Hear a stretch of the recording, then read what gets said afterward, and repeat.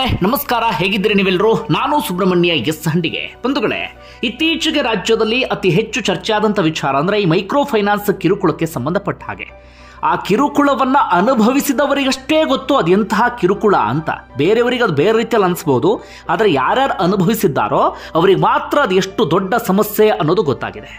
ಈ ಕಿರುಕುಳದಿಂದ ಅದೆಷ್ಟೋ ಮಂದಿ ಪ್ರಾಣ ಕಳ್ಕೊಂಡ್ರು, ಸಾಕಷ್ಟು ಊರುಗಳೇ ಖಾಲಿ ಆಗಿಬಿಟ್ವು, ಪ್ರತಿದಿನ ಜನ ಮಾನಸಿಕ ಹಿಂಸೆಯನ್ನು ಅನುಭವಿಸುವಂಥ ಪರಿಸ್ಥಿತಿ ಎದುರಾಯಿತು.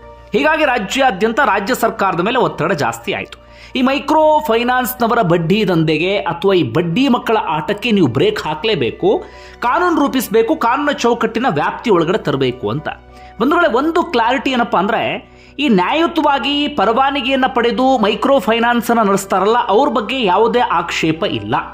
ಅವರು ಸಾಲವನ್ನು ಕೊಡೋದ್ರಿಂದ ಸಾಕಷ್ಟು ಮಂದಿ ಬಡವರು ಆರಾಮಾಗಿ ಜೀವನವನ್ನು ಕೂಡ ಕಟ್ಕೊಳ್ತಾ ಇದ್ದಾರೆ. ಸರಿಯಾದ ರೀತಿಯಲ್ಲಿ ಸಾಲವನ್ನು ಕೊಡ್ತಾರೆ, ಸರಿಯಾದ ಮಾರ್ಗದಲ್ಲಿ ಸಾಲವನ್ನು ವಸೂಲಿ ಮಾಡ್ತಾರೆ, ಹೆಚ್ಚಿನ ಬಡ್ಡಿಯನ್ನು ವಿಧಿಸೋದಿಲ್ಲ, ಕಾನೂನು ರೀತಿಯಲ್ಲೇ ಅವರು ವ್ಯವಹಾರವನ್ನು ನಡೆಸ್ತಾರೆ. ಆದರೆ ಇಲ್ಲಿ ಆಕ್ಷೇಪ ಇರೋದು ಅಥವಾ ಪ್ರಶ್ನೆ ಇರೋದು ಯಾರ ಬಗ್ಗೆ ಅಂದರೆ, ಈ ಬಡ್ಡಿ ದಂಧೆಯನ್ನು ನಡೆಸುವಂಥವರ ಬಗ್ಗೆ. ಸಾಲ ಕೊಡುವಂತಹ ಸಂದರ್ಭದಲ್ಲಿ ಬಣ್ಣ ಬಣ್ಣದ ಮಾತನ್ನಾಡಿ ಸಾಲ ವಸೂಲಿ ಮಾಡುವ ಸಂದರ್ಭದಲ್ಲಿ ವಿಪರೀತ ಹಿಂಸೆ ಕೊಡ್ತಾರಲ್ಲ ಅವ್ರ ಬಗ್ಗೆ ಇಲ್ಲಿ ಪ್ರಶ್ನೆ ಇರೋದು. ಆರಂಭದಲ್ಲಿ ಎಷ್ಟು ಬಡ್ಡಿ ಅಂತ ಹೇಳೋದಿಲ್ಲ, ಅದಾದ ಬಳಿಕ ಎಷ್ಟೇ ಹಣವನ್ನು ಕಟ್ಟಿದ್ರೂ ಕೂಡ ಮುಗಿಯದೆ ಹಾಗೇ ಬೆಳ್ಕೊಂಡು ಹೋಗ್ತಾ ಇರುತ್ತೆ. ಆನಂತರ ಗೊತ್ತಾಗತ್ತೆ ನಾವು ಕಟ್ತಾ ಇರೋದು 30%, 35%, 40% ಬಡ್ಡಿ ಅಂತ ಹೇಳಿ. ಈ ರೀತಿಯಾಗಿ ಬಡ್ಡಿ ವಿಧಿಸ್ಬಿಟ್ರೆ ಯಾರಿಗಾದ್ರೂ ಕಟ್ಟೋದಕ್ಕೆ ಸಾಧ್ಯ ಆಗುತ್ತೆ ಹೇಳಿ? ಈ ಕಾರಣಕ್ಕಾಗಿ ರಾಜ್ಯಾದ್ಯಂತ ಆಪರಿಯಾದಂಥ ಆಕ್ರೋಶ ವ್ಯಕ್ತವಾಗಿದ್ದು. ಜೊತೆಗೆ ತುಂಬ ಜನ ಪ್ರಶ್ನೆ ಮಾಡ್ತಾ ಇದ್ರು, ಸಾಲ ಪಡೆಯುವಾಗ ಚೆನ್ನಾಗಿರುತ್ತೆ, ಸಾಲ ವಾಪಸ್ ಕೊಡುವಾಗ ಹೀಗಾಡ್ತಾರಲ್ಲ ಅಂತ ಹೇಳಿ.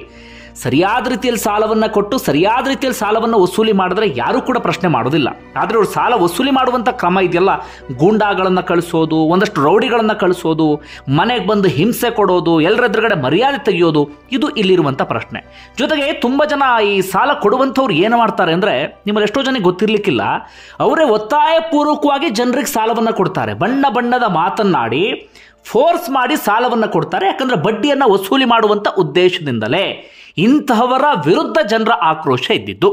ಕೊನೆಗೂ ರಾಜ್ಯ ಸರ್ಕಾರ ಮಣಿಯುತ್ತೆ, ಒಂದು ಕಾನೂನನ್ನು ರೂಪಿಸೋಕೆ ಹೊರಡುತ್ತೆ. ಆ ಪ್ರಕಾರವಾಗಿ ತಕ್ಷಣಕ್ಕೆ ಜನರಿಗೆ ರಕ್ಷಣೆಯನ್ನು ಕೊಡಬೇಕು ಅಂತ ಸುಗ್ರೀವಾಜ್ಞೆಯನ್ನು ಜಾರಿಗೆ ತರುವಂಥ ಪ್ರಯತ್ನವನ್ನು ರಾಜ್ಯ ಸರ್ಕಾರ ಮಾಡುತ್ತೆ. ಹೆಚ್ಚು ಕಡಿಮೆ ಒಂದು 8 ರಿಂದ 9 ಬಾರಿ ಡ್ರಾಫ್ಟನ್ನು ರೆಡಿ ಮಾಡಲಾಗುತ್ತೆ. ಮತ್ತೆ ಮತ್ತೆ ತಿದ್ದುಪಡಿಯನ್ನು ಮಾಡಿ ಆ ಸುಗ್ರೀವಾಜ್ಞೆಯ ಕರಡು ಅಥವಾ ಡ್ರಾಫ್ಟ್ ಒಂದನ್ನು ರೆಡಿ ಮಾಡಿ ರಾಜ್ಯಪಾಲರ ಅಂಕಿತಕ್ಕೆ ಅಂತ ಕಳುಹಿಸಿ ಕೊಡಲಾಗಿತ್ತು. ರಾಜ್ಯಪಾಲರು ಸಹಿಯನ್ನ ಇವತ್ತು ಹಾಕ್ತಾರೆ, ನಾಳೆ ಹಾಕ್ತಾರೆ ಅಂತ ಮೊನ್ನೆಯಿಂದಲೂ ಕೂಡ ಚರ್ಚೆ ನಡೀತಾ ಇತ್ತು. ಆದರೆ ರಾಜ್ಯಪಾಲರು ಇಲ್ಲಿವರೆಗೂ ಕೂಡ ಸಹಿ ಹಾಕಿರಲಿಲ್ಲ.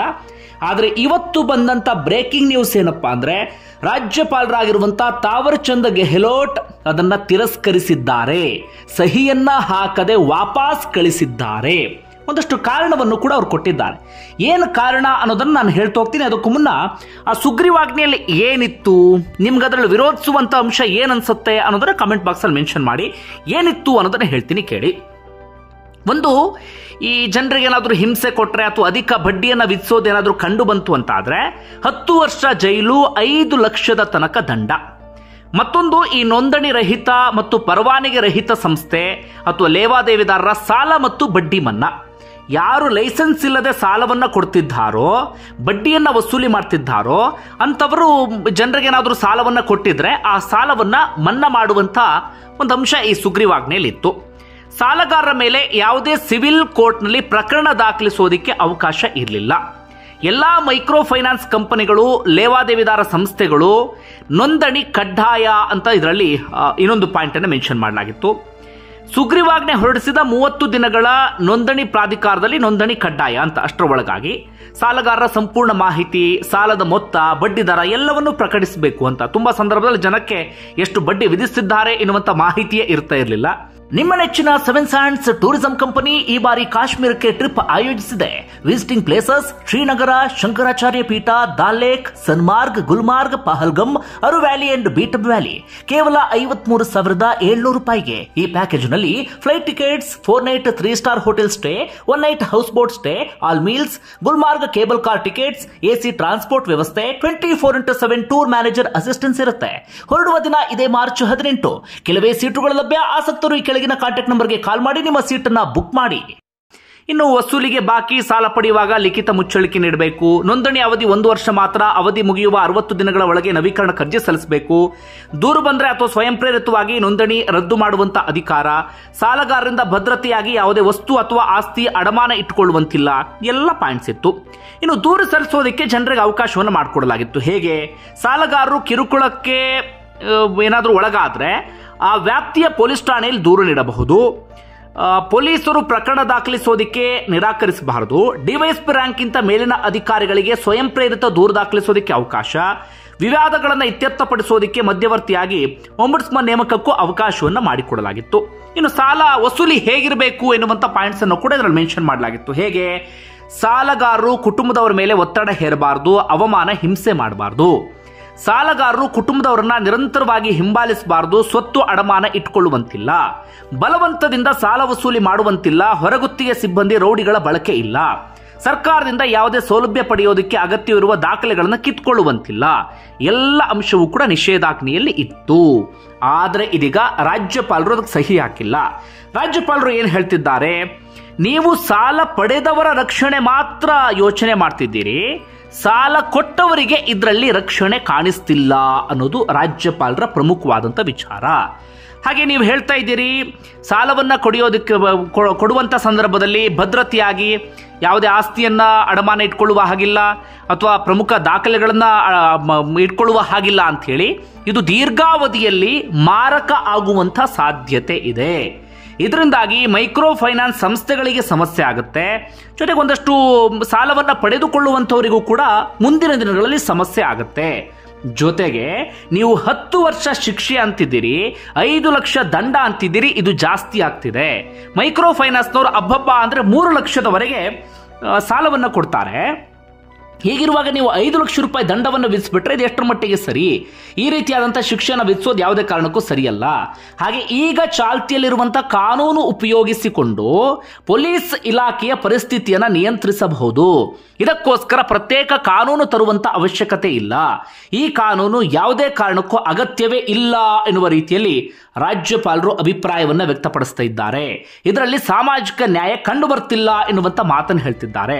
ಒಟ್ಟಾರೆಯಾಗಿ ಅವರು ಹೇಳ್ತಿರೋದೇನಪ್ಪಾ ಅಂದ್ರೆ, ಈ ಸುಗ್ರೀವಾಜ್ಞೆಯಲ್ಲಿ ಕೇವಲ ಸಾಲ ಪಡೆದವರ ಬಗ್ಗೆ ಮಾತ್ರ ನೀವು ಯೋಚನೆ ಮಾಡಿ ಒಂದಷ್ಟು ಪಾಯಿಂಟ್ಸ್ ಅನ್ನ ಮೆನ್ಷನ್ ಮಾಡಿದ್ದೀರಿ, ಸಾಲ ಕೊಟ್ಟವರ ಬಗ್ಗೆ ನೀವು ಯಾಕೆ ಯೋಚನೆ ಮಾಡ್ತಿಲ್ಲ ಅಂತ ಅವರು ರಾಜ್ಯ ಸರ್ಕಾರಕ್ಕೆ ಪ್ರಶ್ನೆಯನ್ನ ಮಾಡ್ತಿದ್ದಾರೆ.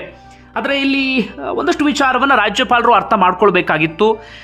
ತುಂಬಾ ಸಂದರ್ಭದಲ್ಲಿ ಏನಾಗುತ್ತೆ, ಅವರಿಗೆ ಗ್ರೌಂಡ್ ಲೆವೆಲ್ ಅಲ್ಲಿ ಏನಾಗ್ತಿದೆ ಅನ್ನೋದು ಅರ್ಥ ಆಗ್ತಾ ಇರೋದಿಲ್ಲ. ಇಲ್ಲಿ ಸರಿಯಾದ ರೀತಿಯಲ್ಲಿ ನ್ಯಾಯಯುತವಾಗಿ ಸಾಲವನ್ನ ಕೊಟ್ಟು ಸಾಲವನ್ನ ವಸೂಲಿ ಮಾಡ್ತಿದ್ದಾರಲ್ಲ ಅವ್ರ ಬಗ್ಗೆ ಹೆಚ್ಚಿನ ಪ್ರಶ್ನೆ ಯಾವುದೂ ಕೂಡ ಇಲ್ಲ. ಆದರೆ ಇಲ್ಲಿ ಪ್ರಶ್ನೆ ಇರೋದು ಯಾರ ಬಗ್ಗೆ ಅಂದ್ರೆ, ಒಟ್ರಾಶಿ ಸಾಲವನ್ನ ಕೊಟ್ಟು ಬೇಕಾಬಿಟ್ಟಿಯಾಗಿ ಬಡ್ಡಿ ವಸೂಲಿ ಮಾಡೋದು, ಜನರಿಗೆ ಕಿರುಕುಳವನ್ನ ಕೊಡೋದು, ರೌಡಿಗಳನ್ನ ಕಳಿಸೋದು, ಹಿಂಸೆಯನ್ನ ಕೊಡ್ತಿದ್ದಾರಲ್ಲ ಇವರ ಬಗ್ಗೆ ಇಲ್ಲಿ ಇರುವಂತಹ ಪ್ರಶ್ನೆ. ಆದರೆ ರಾಜ್ಯಪಾಲರು ಇದನ್ನು ಯಾಕೋ ಒಪ್ಕೊಳ್ಳೋದಿಕ್ಕೆ ರೆಡಿ ಇಲ್ಲ. ಹೌದು, ತುಂಬಾ ಸಂದರ್ಭದಲ್ಲಿ ನ್ಯಾಯಯುತವಾಗಿ ಮೈಕ್ರೋ ಫೈನಾನ್ಸ್ ನಡೆಸ್ತಾರಲ್ಲ ಅವರಿಗೂ ಸಮಸ್ಯೆ ಆಗುತ್ತೆ. ಜೊತೆಗೆ ನ್ಯಾಯಯುತವಾಗಿ ಸಾಲವನ್ನ ಕಟ್ತಾ ಇದ್ದಾರಲ್ಲ ಅವರಿಗೂ ಸಮಸ್ಯೆ ಆಗುತ್ತೆ ತುಂಬಾ ಸಂದರ್ಭದಲ್ಲಿ ಇಂಥ ಕಾನೂನು ಬಂದಾಗ. ಆದರೆ ರಾಜ್ಯ ಸರ್ಕಾರವೂ ಹೌದು, ಇಲ್ಲಿ ನ್ಯಾಯಯುತವಾಗಿ ಮೈಕ್ರೋ ಫೈನಾನ್ಸ್ ಸಂಸ್ಥೆಯನ್ನು ನಡೆಸ್ತಾ ಇದ್ದಾರಲ್ಲ ಅವ್ರಿಗೆ ಸಂಬಂಧಪಟ್ಟ ಒಂದಷ್ಟು ವಿಚಾರವನ್ನು ಇದರಲ್ಲಿ ಮೆನ್ಷನ್ ಮಾಡಬೇಕಿತ್ತು. ಆದರೆ ಸುಗ್ರೀವಾಜ್ಞೆಯನ್ನೇ ಏಕಾಏಕಿಯಾಗಿ ತಿರಸ್ಕರಿಸೋದು ಎಷ್ಟರ ಮಟ್ಟಿಗೆ ಸರಿ ಎನ್ನುವಂಥ ಪ್ರಶ್ನೆಯೂ ಕೂಡ ಈಗ ಉದ್ಭವ ಆಗ್ತಾ ಇದೆ. ರಾಜ್ಯಪಾಲರು ಹಾಗೆ ಕೊನೆಗೊಂದು ಸಲಹೆಯನ್ನು ಕೊಟ್ಟಿದ್ದಾರೆ. ಅಧಿವೇಶನ ಬರ್ತಾ ಇದೆ, ಅಧಿವೇಶನದಲ್ಲಿ ಈ ವಿಚಾರವನ್ನು ಪ್ರಸ್ತಾಪ ಮಾಡಿ ಸುದೀರ್ಘವಾಗಿ ಚರ್ಚೆಯನ್ನು ಮಾಡಿ ಸಾಧಕ ಬಾಧಕ ಚರ್ಚೆಯನ್ನು ಮಾಡಿ ಕೊನೆಯದಾಗಿ ನೀವು ಇದಕ್ಕೆ ಸಂಬಂಧಪಟ್ಟಾಗ ಒಂದು ನಿರ್ಧಾರವನ್ನು ತೆಗೆದುಕೊಳ್ಳಿ, ಮಸೂದೆಯನ್ನು ಜಾರಿಗೆ ತನ್ನಿ ಎನ್ನುವ ರೀತಿಯಲ್ಲಿ ರಾಜ್ಯಪಾಲರು ಇದೀಗ ಅಭಿಪ್ರಾಯವನ್ನು ವ್ಯಕ್ತಪಡಿಸಿದ್ದಾರೆ. ನೋಡಬೇಕು ಏನಾಗುತ್ತೆ ಅಂತ ಹೇಳಿ. ಆರ್ ಅಶೋಕ್ ಸೇರಿದಂತೆ ಬಿಜೆಪಿ ನಾಯಕರು ಪ್ರಶ್ನೆ ಮಾಡ್ತಾ ಇದ್ರು, ಸುಗ್ರೀವಾಜ್ಞೆ ಯಾಕೆ ಇನ್ನೂ ಕೂಡ ಜಾರಿಗೆ ಬಂದಿಲ್ಲ ಅಂತ ಹೇಳಿ. ಇದೀಗ ರಾಜ್ಯಪಾಲರೇ ತಿರಸ್ಕರಿಸಿದ್ದಾರೆ. ಬಿಜೆಪಿ ನಾಯಕರು ಏನು ಹೇಳ್ತಾರೆ ಕಾದು ನೋಡಬೇಕು. ಬಂಧುಗಳು, ನಿಮಗೆ ಏನಿಸುತ್ತೆ ಕಮೆಂಟ್ ಬಾಕ್ಸಲ್ಲಿ ಮೆನ್ಷನ್ ಮಾಡಿ. ಧನ್ಯವಾದ ವಿಡಿಯೋ ನೋಡಿದ್ದಕ್ಕಾಗಿ.